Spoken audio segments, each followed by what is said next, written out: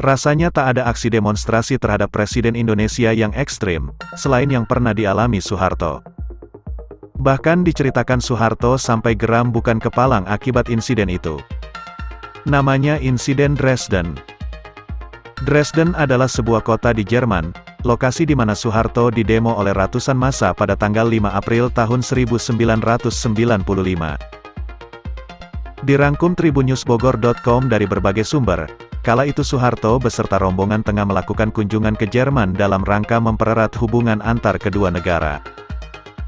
Soeharto yang datang bersama sang istri, Tien Soeharto dan menteri-menterinya, seperti B.J. Habibie dan Ali Alatas dijadwalkan mengunjungi Museum Swinger. Kedatangan rombongan ke sana dalam rangka menyaksikan pameran lukisan Raden Soleh, maestro pelukis asal tanah air yang tersohor di Eropa.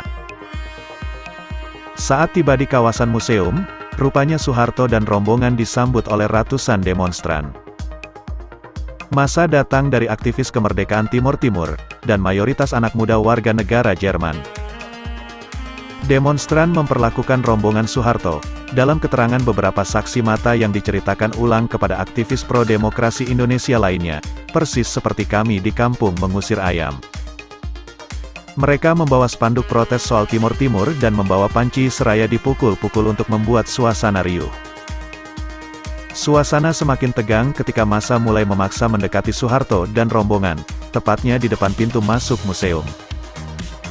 Seorang anak muda, Luciano Romano Valentin Coneiso kala itu melakukan aksi terhadap Soeharto, yang membuat geger orang-orang Indonesia. Di tengah kerumunan dan pengawalan ketat Pas Pampres, aktivis Timur Timur itu berhasil mendekati Soeharto yang hanya berjarak tak kurang dari 2 meter. Dengan menggunakan gulung nakoran, Luciano menggebuk kepala belakang Soeharto. Usai insiden, Soeharto beserta rombongan langsung masuk ke dalam museum. Tak hanya insiden yang tersohor itu, insiden lainnya yakni massa mengguncang-guncangkan bas yang berisi rombongan menteri.